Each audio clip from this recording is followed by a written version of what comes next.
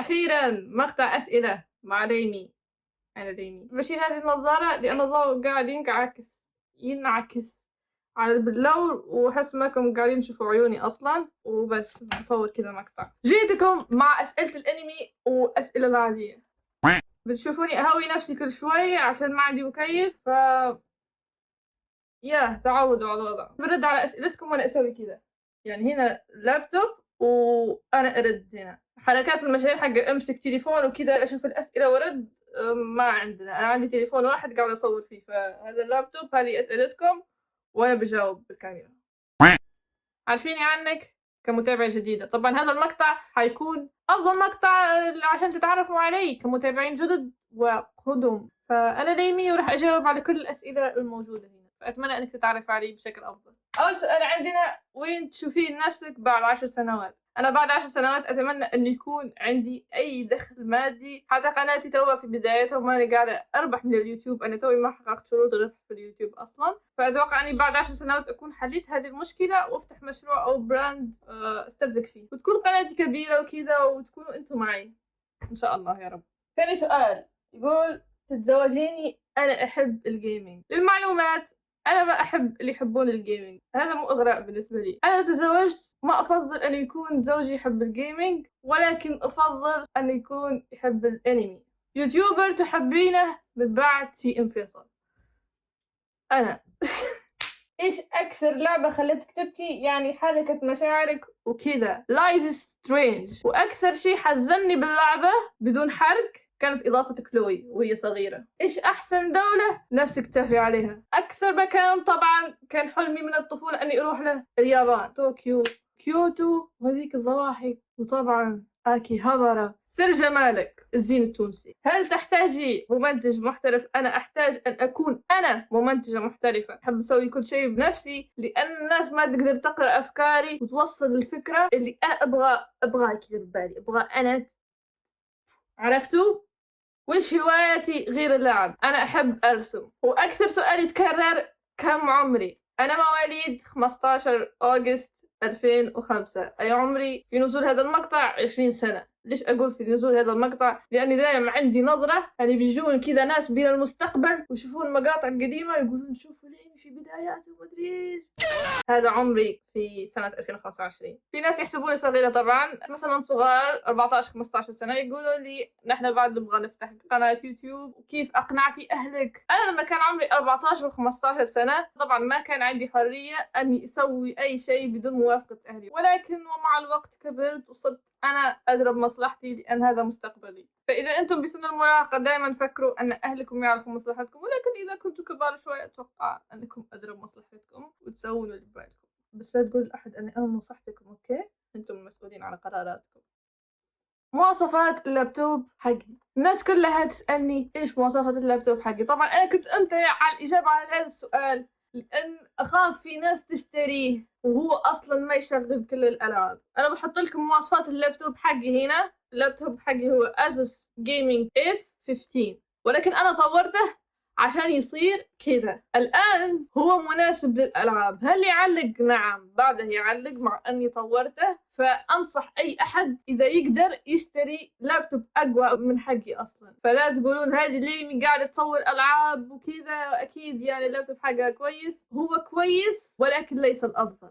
تمام. تتوقعين متى توصلين 100,000 مشترك؟ صراحة بعد ما تعمقت شوي باليوتيوب اكتشفت أنه ما في مقياس معين. يمكن تنزل كثير وما تجيك مشتركين كثير، يمكن تنزل مرة في الشهر وتجيك مشتركين كثير. فحرفيا أنا ما أقدر حتى أني ألاقي مقياس في راسي. يمكن 3 سنوات. أهم شيء ما أطول. لو طولت عشان أوصلها بعتذر حرفيا، لأن لو ما وصلتها ما راح يكون عندي دخل مادي، ما راح أقدر أكمل، ما راح أستمر. إيش النجاح بالنسبة لي؟ بالنسبة لي النجاح هو أنك تكون راضي عن نفسك. تقدر يكون عندك أموال طائلة وما أنك راضي عن نفسك، تقدر تكون فقير وراضي عن نفسك. فهذا هو تعريف النجاح بالنسبة لي. والسؤال الآن: هل أنت ناجح؟ جاوبوني بالتعليقات. شو لعبتي المفضلة؟ ما أتوقع عندي لعبة مفضلة، ولكن ما عندي خبرة بمجال الألعاب، ما لعبت ألعاب كثير. ما أتوقع إنه عندي لعبة مفضلة. زمان كانت لعبتي المفضلة ياندري سيميليتر، والحين تغيرت مع التحديثات وصارت مكروه بسبب المطور وأشياء كثير تغيرت وما عادت لعبتي المفضلة، وقاعدة أدور على لعبة جديدة أشوف أنها تقدر تكون لعبتك المفضلة. إيش أكثر شيء كان عائق لك في جولتك وقدرتي تتخطيه؟ فلوس. فلوس. بدون فلوس ما تقدر تبدأ أي شيء. بدون فلوس أنك تبدأ من الصفر شيء مرة صعب. أنا لو كان عندي فلوس كان بديت الشهرة من زمان، بس ما كان عندي معدات. أنا حرفيا اشتريت هذا اللابتوب يمكن من 7 شهور تقريبا، على طول فتحت قناة، فهذا الشيء كان يعتبر عائق، خصوصا وأني ما طورت اللابتوب حقي إلا مؤخرا. كانت عندي مشكلة في الستورج، كانت عندي مشكلة في المساحة، حليتها قبل أسبوع فقط عشان في متابع رسل لي ديسك. أبغى أشكر هذا المتابع عشانها من جد أنقذني. ما عاد عندي أي مساحة في اللابتوب، كان مليان أشياء أحتاجها وما أقدر أحذف أي شيء، وما أقدر حتى إني أنزل لعبة جديدة عشان أنزلها. فهذا الديسك اللي اشترى لي متابع كان شيء أنقذني حرفيا، فمنها قدرت ألاقي مساحة للمقاطع اللي أسجلها والألعاب اللي أنزلها. شكرا لك، ما راح أنسى فضلك وراح أتذكره حياتي كلها. إيش كان هدفي بالأرقام لما فتحت القناة؟ طبعا هدفي من وقت ما فتحت القناة للآن 100,000 مشترك فقط. ليش؟ لأن 100,000 مشترك لما يجيك درع 100,000 أنت وقتها عندك وثيقة رسمية أنك يوتيوبر. أما هذا الهبل اللي قبل 100,000 مشترك تقول لهم أنا يوتيوبر، يقول لك ها حتى أنا أقدر أفتح قناة. طيب أنت تقدر تجيب زي هذا؟ ما تقدر. فأنا للآن هدفي هو درع اليوتيوب. صح في درع ثاني للمليون ويقدر يكون هدفي مليون، ولكن أنا أتوقع إنه 100,000 كافي عشان أنا أثبت للعالم أني أنا يوتيوبر. بس كذا. ليش بديت أعمل محتوى؟ أنا طبعا هوايتي من هواياتي الكثير أني أعمل مونتاج، وبديت المحتوى عشان أحب أسوي ذا الشيء وأنشر الأفكار اللي ببالي. ومن جد يا جماعة أنا لاحظت تغير بشخصيتي من وقت ما فتحت يوتيوب. لما تكون إنسان عادي ما إنك قاعد تنشر الأفكار اللي ببالك كذا، تحس أن هذه الأفكار بس قاعدة ببالك كذا تتراكم تتراكم تتراكم وما إنك قاعد تنشرها. لما أنا أسجل مقطع على قناتي وأنشره لكم أنا أقدر أتخلص من هذه الأفكار وأعطي لنفسي الصلاحية أني أنساها لأني حكيتها وخلاص، ما عاد تحتاج مخزون في ذاكرتي عشان أنا أقعد حافظة. أنا أقدر أنساها براحتي لأني أنا أصلا نشرتها. هذا الشيء مرة يساعدني مع نفسيتي، لأن كان عندي توتر كبير كيف كذا أنا عندي كم معلومات وكم أفكار ولازم أحتفظ فيه. يعني أتوقع إنه يصير لكم ذا الشيء في الاختبارات، مثلا تدرسون عن الاختبارات كذا وتحسون ضغط كبير بالمعلومات، ولما تنتهون من اشتية الامتحان كذا تعطون لنفسكم صلاحية أنكم ترمون هذه الأفكار، خلاص ما عاد أحتاجها. فهذا الشيء مرة ساعدني في اليوتيوب، وهذا الشيء اللي خلاني أبدأ محتوى. إيش حلمك أو هدفك الكبير في القناة في المستقبل؟ أنا طبعا هدفي في القناة هو أني أتفرع فيها. هذا هدفي الكبير في القناة. يعني زي ما تشوفون مستر بيست مسوي قناة جيمنج وقناة للتبرع وقناته العادية، أنا هذه فكرتي، وأنا لازم كذا أنشهر لحد أقصى عشان أسوي هذه الفكرة. فهل أنا بنشهر ولا ما بنشهر؟ هذا شيء لا أعرفه، ما أعرف هذا الشيء. نقول إن شاء الله نحن، لأنه من جد عشان أصارحكم أنا فكرتي أني أفتح قناة ما بدت تحديدا أني أفتح قناة جيمنج، كانت أني أفتح قناة فلوجات. تمام، قناة فلوجات، ولكن اكتشفت أني أصلا أطلع مرة بالشهر وأروح عند مكان رخيص لأن ما عندي فلوس، ما أقدر أروح لمطاعم فاخرة وأصورها أو أماكن فاخرة وأصورها. إذا فتحت قناة فلوجات ما أقدر أستمر وأروح كل شوي على مكان جديد. الشيء الوحيد اللي أقدر أسويه اللي هو مجاني أنا أحمل ألعاب مجانية على اللابتوب اللي عندي وأصور مقاطع بالكاميرا اللي عندي ومنتج مقاطع بنفسي وأسوي ثامنيل بنفسي، عشان هذا أكثر شيء أقل تكلفة أقدر أسويه كيوتيوب. فإن شاء الله نقول إن شاء الله كلنا أني أطور محتواي في القناة أو أفتح قنوات ثانية عشان أسوي الأفكار اللي ببالي، أروح عند أماكن أسوي لكم فلوجات ندور العالم مع بعض، أقابلكم متابعين أقابلكم. فهذا حلمي وهذا هدفي في القناة وبس. متى أفك التقويم؟ ودام بدينا نسولف على التقويم يا جماعة، أنا ما عندي سن سبحان الله. أنا الحين ما أتغذى كويس، وأنا من وقت ما كنت صغيرة ما كنت أتغذى كويس. فإيش نقول؟ الحمد لله بدل ما تجي في صحة جسمي إجت في صحة سني. لما طاحوا الأسنان اللبنية وإجوا أسنان جديدة ما إجت هذه السن. فأنا ركبت تقويم بعد عناء طويل، طبعا المفروض أنا أسويه من وقت ما أنا صغيرة بس سويته الحين. فأنا برضو قاعدة أنتظر معكم، ما أنا مستعجلين. وأنا أصلا أفكر أنه لما أركب سن جديد أسوي عليه ذاك الكريستال، عرفتوه مرة أحب كريستال الأسنان. فلما أشيل التقويم بسوي كذا كريستال النجمة في سني، بسوي زي المشاهير يسوي كذا. حلو شعور أنك يوتيوبر وبتنصحيني أدخل في ذا المجال. أنا أحب شعور أني يوتيوبر لأني من زمان أحب الشهرة، أحب أكون مشهورة، أحب أحكي مع الناس، أحب أنشر أفكاري، أحب أني أكون يوتيوبر. هذا الشيء أنا أحبه، هذا الشيء أنا مستعدة أخاطر بأي شيء في الحياة عشان أحقق حلمي هذا. أما بالنسبة لك إذا كان عندك حلم ثاني أنك تصيرين أستاذة، أنك تصيرين طبيبة، أنك تصيرين ما أدري فاشونيستا، موديل، be anything that you like، أتمنى أنك تشتغلين على حلمك أفضل من اليوتيوب. بس أنا قاعدة أسوي كل هذا لأن حلمي الوحيد، أنا حلمي الوحيد أني أكون يوتيوبر، هذا حلمي الوحيد. وأحلامي الثانية زي ما مثلا أني أطور لعبة بنفسي، هذه أحلام من بعد اليوتيوب. فيا ركزي على أحلامك، إذا عندك أحلام ثانية أهم من أنك تصير يوتيوبر فلا تصير يوتيوبر. كم تربحي من اليوتيوب؟ أنا أخسر من اليوتيوب، أنا ما أربح من اليوتيوب. متى تزوري السعودية؟ صراحة أنا مو نفسي أزور السعودية، أنا نفسي أسكن في السعودية، هذا كلام.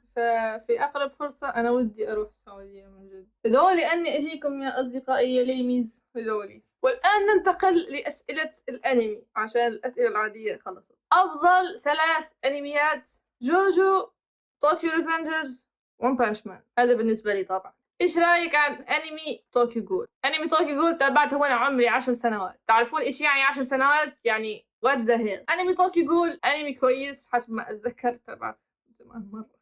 انا كان يعجبني هذا الانمي خصوصا في المرحله اللي قبل ما يتحول فيها كانيكي الى شعره ابيض. من وقت ما صار شعره ابيض صرت احس انه انمي مختلف وما عجبني، ما عجبني. اتذكر زمان بالمجتمع الانمي كان مره اسطوري وكذا وكول انك تتابع انمي دموي، فكل الناس كانت تقترح علي طوكيو جول. بالبدايه تابعته وقلت اوه شكلها قصه كيوت ما فيها دمويه واشياء كذا، بس بالحلقه الاخيره يا جماعه لاني صدعت، فكانت تراuma بالنسبة لي وصارت تجيني هواجيس. احذروا من الانمي، تابعوه وانتم كبار. انا حرفيا انمي طوكيو جول، انمي اتاك اون تايتن تابعته وانا عمري 10 سنوات، لان مجتمع الانمي كان يشوفك انسان ضعيف ويتنمر عليك بس عشانك ما تتابع انميات دموية. انا حاليا للان اكره قصص الرعب، اكره الرعب، العاب الرعب، ومقتنعه بهذا الشيء طبعا لان هذه مبادئي. اما زمان كنت صغيره وكانوا يتنمرون على اللي ما يتابع انمي دوي، ما ادري ليش. اذا بعدها في ناس كذا صراحه اعقلوا ترى انك تتابع انمي دموي بس عشان تثبت ان الانمي ما له الاطفال، انت نفسك طفل، انت تفكيرك حق طفل. فيا انمي طوكيو جول كان انمي كويس، ولكن انا عانيت منها تروما نفس انمي اتاك، عانيت منهم تروما اتاك تعالجت منها بعدين. ولكن طوكيو جول ايش اول انمي شفته وكيف عرفت الانمي؟ طبعا هذولي سؤالين فبجاوب على كل واحد لحاله. ايش اول انمي شفته؟ انا اول ما بديت اتابع الانمي بديت اتابعه من اليوتيوب، بداياتنا كلنا من اليوتيوب. من زمان كانت في حركه الكوبي رايت، فكان في اشخاص ينزلون انمي وتنحذف الحلقات. اتذكر اول انميات تابعتها كانت اتاك، ايوه اتاك تابعتها من اليوتيوب، بس كنت اتابعه بالهبل، كنت اتابع الحلقه 7 وبعد الحلقه 11 واطلب من اصدقائي يحكوا لي ايش صار بالحلقه 8 عشان الحلقات كانت محذوفه من اليوتيوب. كود جيس برضو تابعته من اليوتيوب، وانا ندمت جدا اني تابعته من اليوتيوب. في ناس كثير تفبرك، مرة تقول لك هذا مات، مرة تقول لك هذا ما مات. ونفس الشيء الخادم الأسود، كانت أنميات تابعته من اليوتيوب وكنت أتابع حلقة وألف لف. فحرفيا إذا تسألني إيش أول أنمي تابعته ما أعرف من كثر الأنميات الملخبطة اللي أنا تابعتها. ولكن أنا أتذكر جيدا أن أول أنميات تابعتها من الأول الأخير بدون حلقات ناقصة كانت أنمي الشوجو كوشاكو تويوسي، نسيت إيش كان اسمه بالعربي، بس كنت أتابع بنفس الوقت هو أنمي اسمه المحقق ياكومو. اثنين تابعتهم بنفس الوقت، ختمتهم بنفس الوقت. أتذكر بذيك الفترة كنت أتابع حلقتين بنفس اليوم وختمتهم بنفس الوقت، فما في أول أنمي. فهذول الاثنين هم أول أنمي تابعتهم، وأنا للآن أنصح فيهم واشوف انهم افضل انميات تقدر تبدا فيها. لا تقول لي لا ديث نوت، لا تقول لي لا ابدا بون بيس، مجنون انت. الحين اقول لكم كيف عرفت الانمي. طبعا انا كنت اتابع الانمي من سبيس تون يعني زي كل الناس. انا من صغري كنت احب الثقافه اليابانيه، الثقافه اليابانيه هذه كانت بدمي انا اعشق اليابان. فانا صرت احب الانمي عشان احب اليابان، مو العكس، مو احب اليابان عشان اتابع الانمي ها زيكم كذا. فكنت احب اليابان واحب انهم يسوون انمي. ولكن انا كيف عرفت ان هذا الانمي اسمه انمي مو رسوم متحركه زي ما كنا نقول زمان؟ تقريبا ترى عمري 8 سنوات وقتها. اتذكر ان اول مره عرفت فيها ان هذا الشيء اسمه انمي. وانا يحبون الانمي اسمهم اوتاكو، كان على جروب بالفيسبوك. في واحد دخلني على جروب بالفيسبوك انا الحين اتذكر اسمه عمار، عمار وقتها دخلني الجروب بالفيسبوك اسمه سنبقى أوتاكو ونحب الأنمي إلى الأبد، كان كذا اسم الجروب. رحت له خاص وكان حاطط صورة ساسكي ترى. قلت له إيش هذا الجروب اللي دخلتني فيه؟ يقول لي يا هذا جروب أنمي. وأنا انحرجت أقول له إيش يعني أنمي. كنت أشوف كذا المنشورات وكان في ميمز على كونان وكذا منشورات اعرف من شهر ميلادك شخصية الأنمي حقتك ومرة فلة. ومن وقتها صرت أوتاكو وأحب الأنمي للأبد. فبالنسبة لي بدايتي بالأنمي كانت من عند صفحات الفيسبوك، لا تيك توك ولا تطبيق أمينو. كنت أدخل على جروبات مشهورة للآن زي أنمي باور، أنمي ستايل، شي كذا.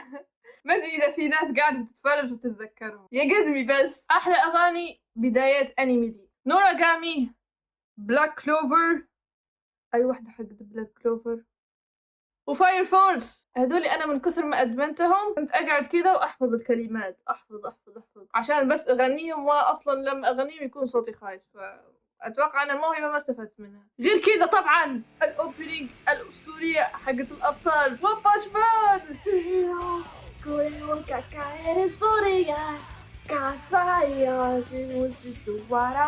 في كثير صراحة، في كم واحدة من بوكو نو هيرو، في حق موب سايكو. شخصيتي المفضلة من ديس نوت، أنا تابعت ديس نوت بس ما خلصته، ما أعرف حتى النهاية، يعني يمكن النهاية محروقة علي. أنا ما خلصت ديس نوت، وماني ناوي أخلص ديس نوت. ليش؟ اللي أنا تابعت الأنمي عشانه. لا تقولوا لي أفضل أنمي هو جوجو، حتى لو ماتت الشخصيات أكمله، بس هذاك بدون ما يسوى.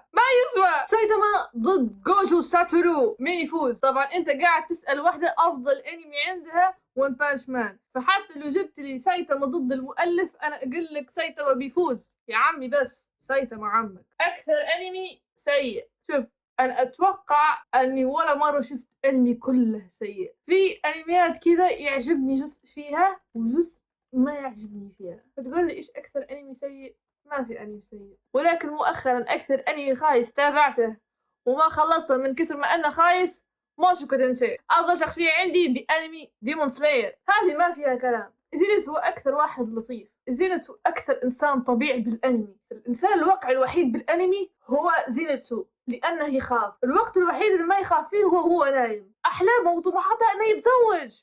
أكثر إنسان واقعي بالحياة. زينتسو هو اللي يمثل المجتمع. زينتسو هو الأفضل، وخقة ومز. تحبين أنميات الرعب مثل كوربس بارتي وبلود سي؟ طبعا أنا توي كنت أقول أني أكره الرعب وأكره أنميات الرعب، ولكن صدفة هذه الأنميات أنا تابعتها. أول شيء أنمي بلود سي أنا تابعتها عشان الشخصية الرئيسية مرة مزة. قبل كل شخصية أنمي بصير نفسها بالضبط كذا، ألواني المفضل أحمر وأسود وشعري كذا أسود طويل وأقاتل بسلاح الكاتانا كذا. هي مرة رهيبة، ولكن الأنمي لما تابعته كان أنمي أهبل. لقطات القتال فيه كانت حق واحد مريض نفسي حرفيا. الشيء الوحيد اللي كان حلو فيه هو الشخصية الرئيسية. ونرجع عند أنمي كوربس بارتي أنا أعرفه من اللعبة أنا شفت لها تختيم وهي لعبة رهيبة. طبعا تحمست أني أشوف كيف بيصير لها أنيميشن وانصدمت. نظام اللعبة لما تلعبها أنه يكون فيه غموض، يعني هذا مات بطريقة غامضة، كيف مات وكذا تتحمس أنت. كان نظام الأنمي أنا بس كذا يموتون، هذا يموت. ما كان في أي قصة ميستيريوس وغموض، وما كان في حبكة، كانوا بس يموتون.